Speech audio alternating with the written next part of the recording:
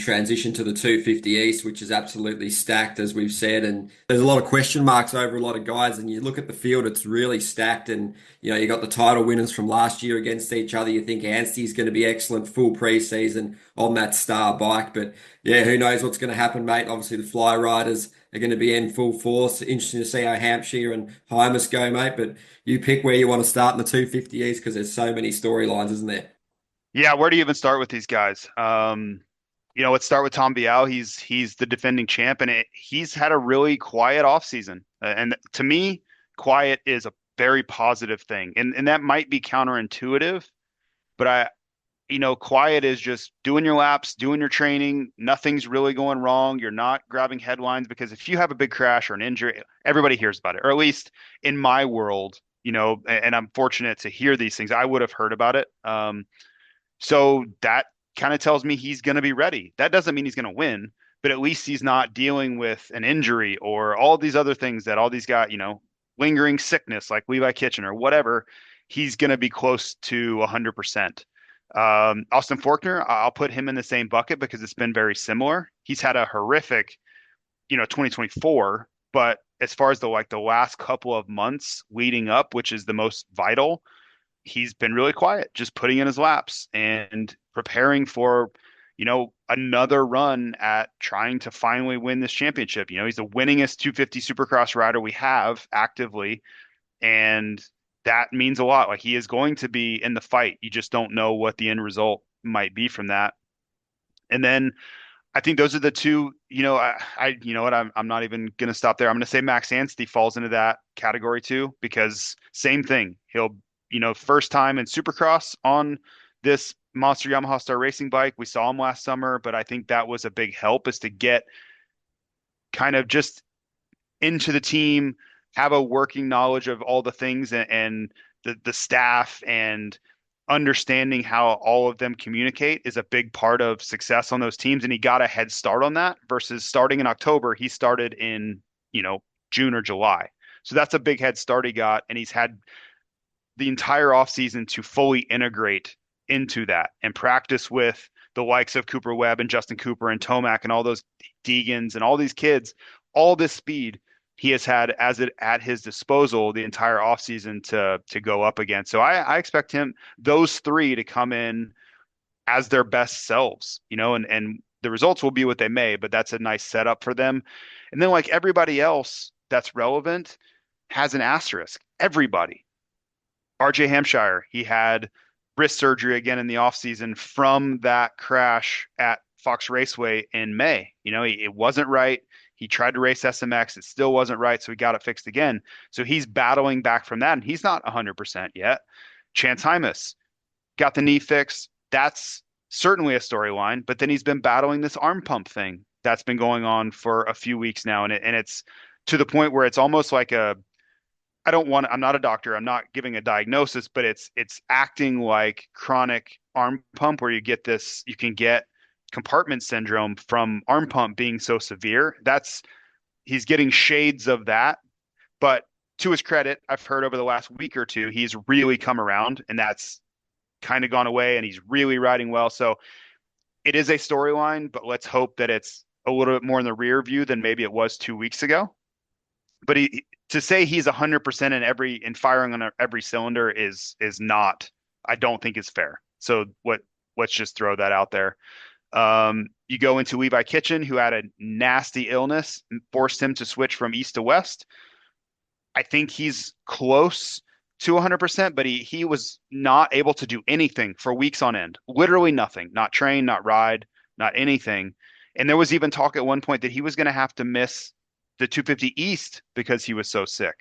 So I don't know what that looks like. Maybe he's fine. Are there lingering effects? At the 12-minute mark, do we see him not have the intensity that he should have? Like, we don't know, right? And all these guys that I'm going through, and I'm not, still more to go. It's not that we know that they're going to suffer. It's the question mark surrounding their performance level is going to be one of the most fascinating pieces is we simply do not know the levels of performance, injury, recovery, and they'd be lying if they told you they did either. That's just the truth of it. They don't know either. I'm trying to think of others going down this list coming in. Oh, Cameron McAdoo. So he is injured. I'm not going to break news here, but he will tell the story on Friday at the press conference, but he's injured. He's going to try to race anyway. But that's another title contender who is not healthy. He's not going to be healthy at any point during this season. It's an injury that he's going to try to ride through, but it's a significant one. So it's chaos. Like there's everywhere you look, there's talent and depth and also chaos. And it's going to make for a fascinating series from all these guys. And if you told me that this guy stepped up and this guy didn't, cool, because I, other than a couple of guys who look like they're ready to go, there are so many guys with issues and questions and problems coming in that they've got to sort out in the next 48 hours. Oh, it's going to be so fascinating, mate, and great insight there for sure. And guys like Hammaker and Brown and Bennick and Thrasher, and obviously Volan, he's going to have a bit of a unique setup after that lingering issue with the nerves and his foot and stuff. So Mumford, Yep. Romano, Park, all really established riders. It feels like there's less of those really young guns like there is in the West, and there's some really, whilst quite young in age, some of them, there's so much experience in that 250 class, like your Hampshires, your Vials, your Thrashers, your Faulkners, your Anstey's. There's a lot of experience as well, mate, even though it doesn't always reflect in the racing. But just touch on a few of those guys and just the approach heading in.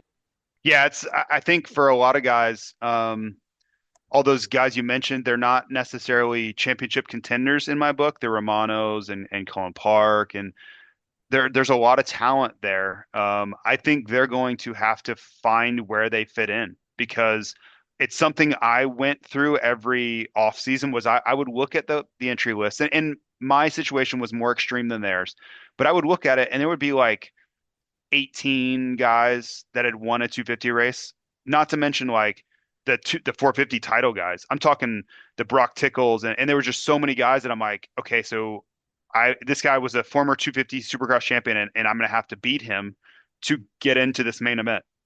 It's a nasty thing to look at, and I think that is somewhat the case for 250 East. Is these guys are like, okay, I need to be a top 10 250 East guy. Like that's going to be the those middling guys we're talking about. That's going to be their goal, and then they're going to look at the entry list and go, how in the hell am I going to do that?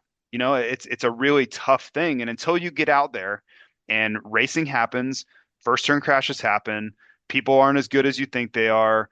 All the chaos, like people are hurt, people are, like all those things are racing dynamics, and then you're like, oh, I got ninth. Like all that worry, all the uncertainty, looking at the entry list, and think I did the thing I was supposed to do.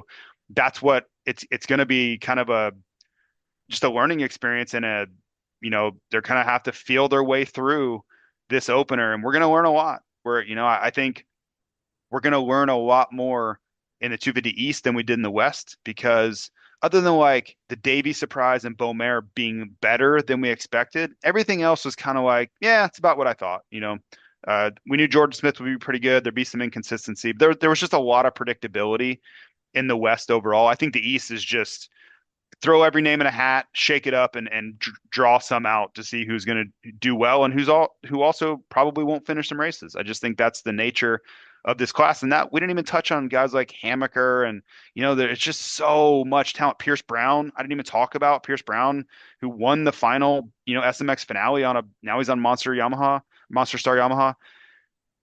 There, you see my dilemma is like, where do you go with the storyline? Because I can't even remember all the freaking names in this class. It's amazing how much talent there is in this class.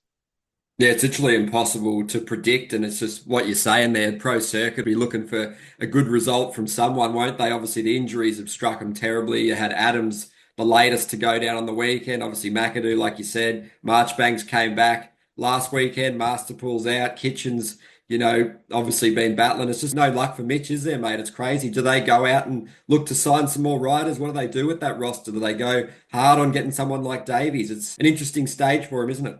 Yeah, it's going to be really tough. McAdoo's going to try to tough this thing out. We'll see how that goes, but then it really comes down to Hammaker. And I think Drew Adams will be back for Arlington. That's the tentative plan right now. I spoke with him a lot on Saturday night. He's hurt, but I mean he's standing around. It's not like a debilitating injury. that he was like laid up at the hospital. Like he literally stayed at the race and watched. He needs to get it fixed and plated, but I think that's going to be a pretty quick turnaround. But I'll give you a little insight on our broadcast call, which we have every Wednesday morning. We were talking about how brutally tough this is going to be if Forkner finally goes out and does this thing the first year that he goes to Triumph after all of the trials and tribulations that Mitch has gone through. If Forkner finally goes out and does it on a different bike, it might be too much to take. It might be like the final straw for Mitch to finally just lose his mind. He's up against the deepest class I've ever seen for 250s, but he's got to be near the top. But to your point, yeah, this is Mitch is being tested. His patience is being tested, and you just wonder after so many years of dominance if this is like the reversion to the mean period of this story. Where it's so much success and domination, and like 2004. 2005, 6, 7, like nobody could touch those guys. Nobody could touch those guys. And now it just seems like they just can't do anything right. They're working harder than ever and they just can't get things to go their way.